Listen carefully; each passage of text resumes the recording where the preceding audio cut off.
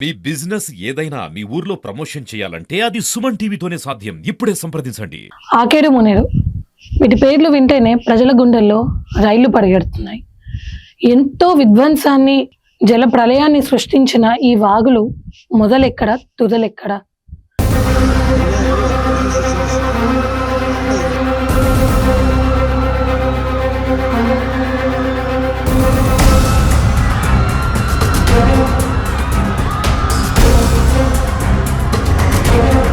అసలు ఈ వాగులు ఇంత ప్రళయాన్ని సృష్టించడానికి గల కారణాలేంటి?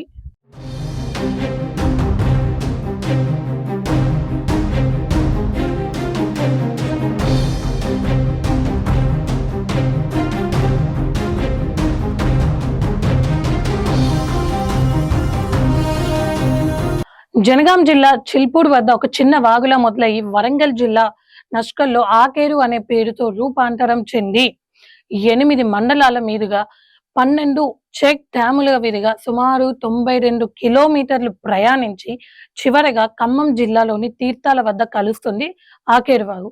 ఎంతో మందికి జీవనాధారమైన ఈ ఆకేరు వాగు ఇప్పుడు వారి జీవితాలని చిరిమేసింది.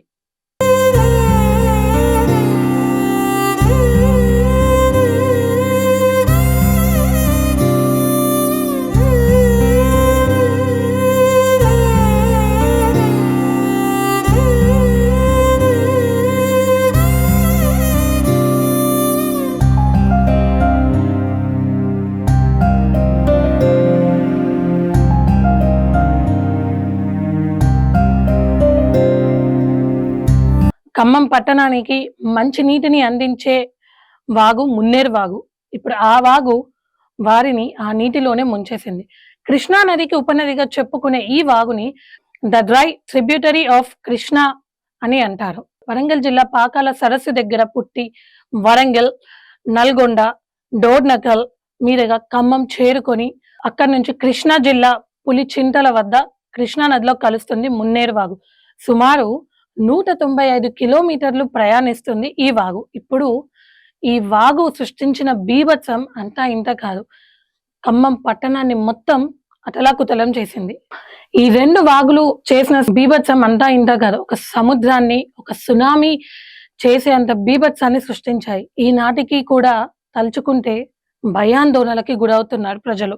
కృష్ణానదికి ప్రత్యక్షంగాను పరోక్షంగాను ఉపనదులైన ఈ వాగులు సృష్టించిన వరద తాకిడికి నిరాశ్రులైన వారి జీవితాలు ఎన్నో, ప్రాణాలు కోల్పోయిన వారి జీవితాలు మరికొన్ని.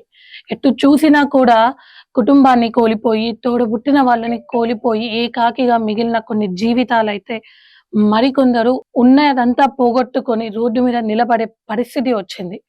అసలు ఎందుకు? కేవలం ఉపనదులు మాత్రమే ఇంత బీభత్సాన్ని సృష్టిస్తాయా? ఇది ప్రకృతి వైపరీత్యమా లేక మానవ తప్పిదమా?